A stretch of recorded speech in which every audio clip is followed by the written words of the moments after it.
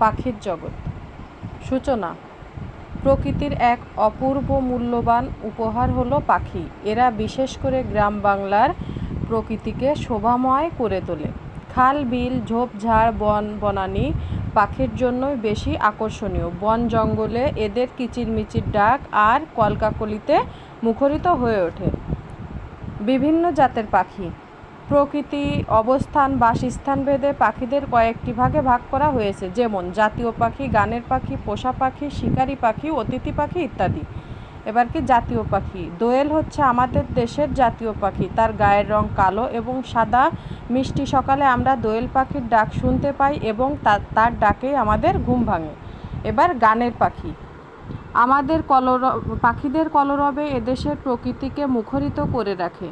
ঋতুরাজ বসন্তের আগমনের সাথে সাথে দেখা মেলে কোকিল নামের পাখির। এর মিষ্টি মধুর গানে প্রকৃতি মুখরিত হয়ে ওঠে।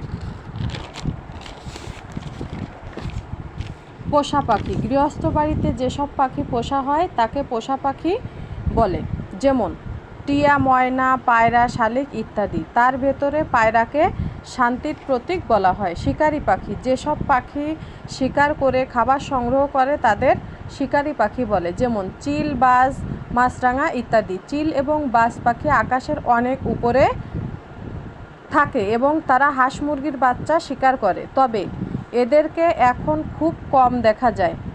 মাছরাঙা নদ, নদী, খাল, বিল, পুকুর থেকে মাছ শিকার করে। অতিথি পাখি। বাইরের দেশ থেকে যেসব পাখি ঋতুভেদে আসে তাদেরকে অতিথি পাখি বলে।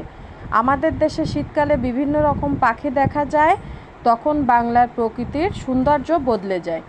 এবার শেষ হচ্ছে উপসংহার। সমস্ত প্রকার পাখি হলো আমাদের জাতীয় ও প্রাকৃতিক সম্পদ।